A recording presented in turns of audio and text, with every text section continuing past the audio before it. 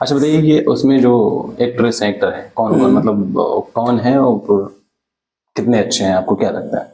अगर मान लीजिए कोई एक्टर बताइए मतलब जो काम कर रहा है उस मूवी में जो आने वाली मूवी है। बागीपुर। हाँ बागी फोर की बात कर रहा हूँ। तो बागीपुर में मुझे सबसे बढ़िया परफॉर्मेंस किसी का लगा तो वो है संजय दत्त का। ओके। और उसके बाद टाइगर श्रॉफ का भी काम मतलब ठीक ठाक है, जैसा बाकी सब मूवीज में होता है उनका काम वैसा ही है, कुछ मतलब अलग नहीं है। बस लुक थोड़ा सा बाकी पिछली मूवी से थोड़ा सा चेंज रखा हुआ है, और बाकी सारी चीजें पहले जैसी ही हैं। ओके और जो इसमें एक्ट्रेस हैं उनके लिए आप क्या कहेंगे? एक्ट्रेस माधर जो जटाई कुतिया,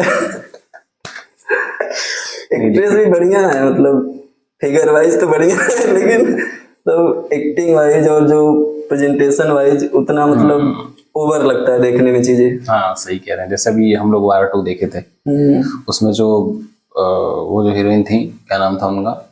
कियारा आडवाणी। हाँ हमारी मादा प्यारी एक्ट्रेस कियारा। हमारी मादा एक्ट्रेस कियारा आडवाणी। वो जो उनका कॉस्ट्यूम था पता नहीं कौन बोकाचोदा उनका जो कॉस्ट्यूम मैनेज किया था मतलब वो जो पूरा ऐसा लग रहा था कुछ है ही नहीं नॉर्मल इंसान की छाती है बार बार यही दिखाने की कोशिश कर रहा था हमको जब है नहीं तो दिखा क्यों रहे हो। तो ये ज्यादा उसको फोकस मुझे नहीं लगता है कि उस पर ज्यादा देना चाहिए। आप अच्छे से सूट सलवार अनार भी पहना के आप चीजें करवा सकते हो या फिर चलो वो रॉ में है तो टी शर्ट वगैरह, लेकिन जब वो मिलने जाती हैं तो उस तरीके से ठीक है उसे जज नहीं करना चाहिए भाई अपना अपना है, लेकिन कहीं ना कहीं आप सुंदरता दिखाने का मतलब ये नहीं कि छाती का जो बीच का ये जगह होता है वो दिखाओ।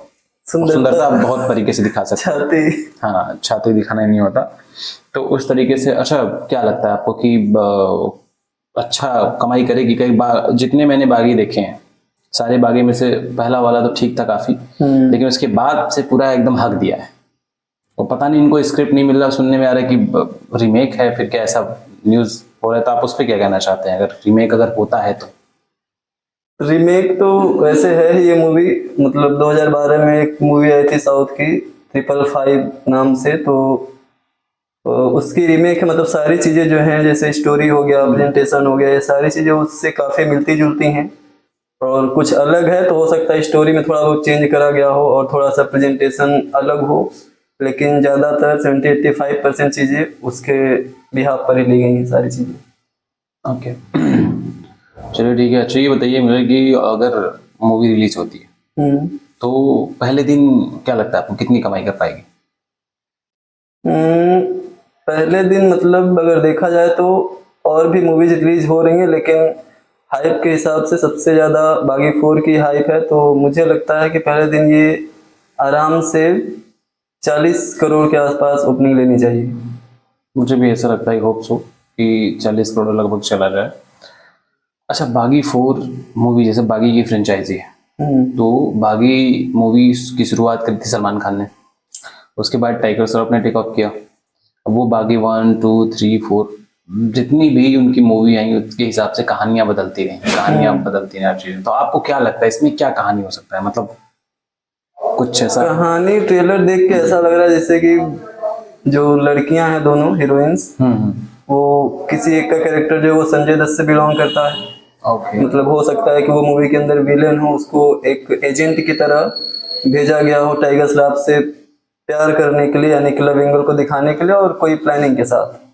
मतलब बाद में हो सकता है कि वो उसको चीट करती है या फिर उसको मारने की कोशिश करती है, और इसके अलावा मूवी में बस अलग कुछ है तो बस उसका एक्शन है, और बाकी चीजें जो है वो लड़कियों के अराउंड ही घूमने वाला है। मतलब मिला जुला के ये पिक्चर जो है एकदम जहरीला है। हाँ, अच्छा एक चीज मैं पूछना चाहता हूँ कि अगर सारी मूवी की तरह ये भी मूवी वही रिप्रेजेंट करती है जो हमें नहीं देखना है कि बदला कि बहन मतारी को मार दिया उसका बदला, या फिर उसके बाप को मार दिया है बचपन में उसको अकेला छुड़वा दिया अनाथ कर दिया तो जवान हो गया बाड़ी साड़ी बना के लगा बदला लेने। कि बदला वाला सीन भोजपुरी मूवी का काम है वो भोजपुरी में अच्छा लगता है, लेकिन अगर बॉलीवुड वाले अगर ऐसा एक्सपेक्ट मतलब मान लीजिए ऐसा हमें देखना पड़ेगा तो आपका क्या रिव्यू रहेगा फिर होने से? तो इसके बाद मतलब यही होगा कि बाकी जो फ्रेंचाइज है मूवी मूवी का वो पूरा उसका फ्यूचर बर्बाद हो जाएगा। बंद कर देंगे हम लोग लाल चढ़ जाएगा। हम देखेंगे ही नहीं। और ऐसे ही कुछ हालत वार 2 के बाद जो स्पाई यूनिवर्स उसका भी हो गया है। सही बात कह रहे हैं।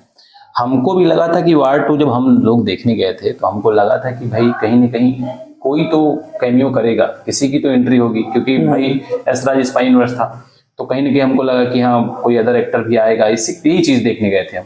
लेकिन पूरी मूवी स्पाई के नाम पे हम लोगों को छीछा लेदर कर दिया। मतलब हम बैठे थे 2 घंटे 2.5 घंटे और पूरा हमको छीछा लेदर कर दिया। आपको बिलीव नहीं होगा, खाना खाया हूं मैं। मूवी देखने गए थे लेकिन हम लोग खाना खाए वहां पे, दाल चावल सब्जी रोटी। मना नहीं लग रहा था क्योंकि बस वही उसका दोस्त बिछड़ गया था, उसी को मिलाने के चक्कर में पूरी मूवी निकल गई। तो हम नहीं चाहते कि बॉलीवुड इस तरीके से काम करे। अच्छा हमको ये बताइए कि बॉलीवुड क्यों मतलब इतना डाउनग्रेड हो रहा है? बॉलीवुड के फेलियर का एक रीजन है सबसे ज्यादा किसी और की बनाई हुई मूवीज का कॉपी करना। और साथ में जो एक्टर्स हैं खुद को मतलब डायरेक्टर से ऊपर समझते हैं। सही कह रहे हैं। मुझे भी लगता है कि रीमेक वगैरह जो ज्यादा हो रहा है, यही सारी चीजें हैं कि जो बॉलीवुड है उसका दिन प्रतिदिन जो परफॉर्मेंस है वो गिरता जा रहा है। अच्छा मुझे जानना है कि कुछ एक्टर्स ऐसे हैं जो बढ़िया काम करते हैं, भले ही वो हाइट में नहीं है, भले ही वो बहुत ज्यादा ओवररेटेड हो गए हैं, जो बहुत अच्छा काम करते हैं, लेकिन डायरेक्टर गलत मिलने की वजह से वो एकदम फ्लॉप हो गए हैं। मतलब उनको हम देखना ही नहीं चाहते। मूवी भी लगी तो फर्क ही नहीं पड़ता, डाउनलोड करके देख लेंगे या वेट कर लेंगे, लेकिन हम सिनेमा में नहीं देखने जाएंगे। तो ऐसे कुछ एक्टर्स हैं। अब आप ये बताइए कि कौन सा एक्टर है और किस डायरेक्टर को ऐसा सौंपा जाए तो वो कुछ कमाल करके दिखा सकता है?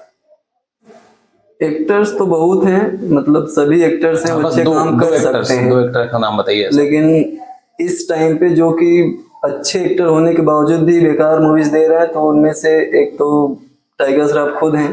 हाँ। और इसके अलावा जो ऋतिक रोशन है उनकी भी पिछले कई सारी मूवीज बहुत बढ़िया परफॉर्मेंस नहीं करी हैं। और भी एक्टर्स हैं, लेकिन इन दोनों को मैं चाहता हूं कि किसी साउथ डायरेक्टर के साथ काम करें ताकि इनका जो परफॉर्मेंस है वो बिल्कुल अच्छे से निखर के मतलब 100% एफर्ट के साथ लोग काम कर पाए। अच्छा जो आज के ज़माने में ट्रेंड चल रहा है अभी फिलहाल कि साउथ एक्टर्स जो है बॉलीवुड में काम कर रहे हैं, तो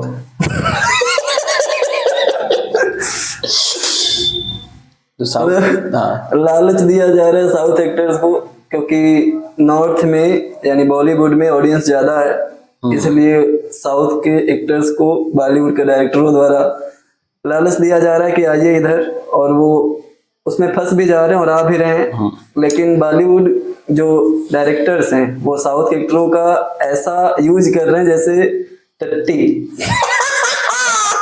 तो इसलिए मुझे लगता है कि साउथ के एक्टर्स को साउथ के डायरेक्टर्स के ही साथ काम करना चाहिए, क्योंकि साउथ का डायरेक्टर अपनी प्रोजेक्ट को लेके सीरियस होते हैं और पब्लिक को कुछ अच्छा दिखाना चाहते हैं, नया दिखाना चाहते हैं, ना कि कोई कॉपी की हुई चीजें। मैं बिल्कुल एग्री हूँ, मैं एग्री करता हूँ आपके स्टेटमेंट पे, क्योंकि अभी हाल में हमने वार 2 देखा था तो उसमें जूनियर एनटीआर जो एड हुए हैं बॉलीवुड में आगे, हालांकि उन्होंने पहले भी एक मूवी कर रखी है, लेकिन जब वो उस मूवी में उनका जो एंट्री था वो मुझे सच में काफी इंस्पायरिंग लगा कि भाई एक ड्रोन को पकड़ के जो उन्होंने एंट्री लिया था ना वो इतना मतलब मैग्निफिसेंट था कि मजा आ गया देख के कि भाई वो एंट्री मैंने सच में उस लेवल की एंट्री बहुत कम देखने को मिलती है। लेकिन कहीं ना कहीं हम ये बोलना चाहते कि कहाँ आ गई ले तुम, कहाँ करते हो यहाँ, तू वही टाइम भाग ले या फिर टन टन कोनों के ऐसे हिल के मार के पीट के, वो ज्यादा बढ़िया था तुम्हारा, कहाँ तुम आ गए हो। अपन कैरियर बचाना है तो भाग जाओ यहाँ से, देख रहे हो सब कैरियर डुबा रहे हैं बॉलीवुड सबका, कोई ऐसा एक्टर नहीं जो कैरियर ऊपर गया है, सबको डुबा रहे हैं, तुम्हें भी डूब जाओगे। अच्छा से अपने वहां जाओ, नयनतारा को लेके मूवी बनाओ, आराम से जिंदगी बिताओ। यहाँ आने के बाद जो है कि इतने एक्टर्स की, हाँ ये भाई सलमान खान के साथ काम कर रहे हैं, इनके साथ काम कर रहे हैं, बता रहा हूँ मट्टी बन जाओगे, कोई देखने तक नहीं आएगा तुमको, मन खराब कर दियो मेरा।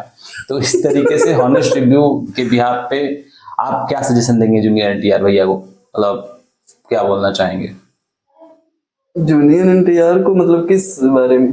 कि बॉलीवुड में अगर वो आना चाहते हैं, आ भी रहे हैं, तो आप आगे उनके फ्यूचर के लिए आप क्या सजेस्ट करना चाहते हो कि भाई बॉलीवुड में आए तो मतलब कोई भी मूवी बनाने से पहले पहले उसकी स्क्रिप्ट को अच्छे से पढ़ लें, और अगर उनको लगता है कि हाँ वो उनके लायक है तभी करें, क्योंकि उन्होंने अभी RRR मूवी करी थी और भी मूवीज करी थी साउथ की, तो बढ़िया परफॉर्मेंस करी थी सारी मूवीज ने। तो अब यहाँ आने के बाद अगर आप केवल ये सोचकर कि हाँ बॉलीवुड में मेरा डेब्यूट हो रहा है, तो इसके लिए अगर आप मूवी करेंगे तो बेकार है। आप अपने करियर को बचाने के लिए, उसको और ऊपर ले जाने के लिए मूवीज करिए, ताकि आपसे लोग, ऑडियंस प्यार करती रहे। ऐसा ना कि बेकार मूवीज दे और आपका करियर जो है वो लोगों के नज़र में भी बेकार हो जाए।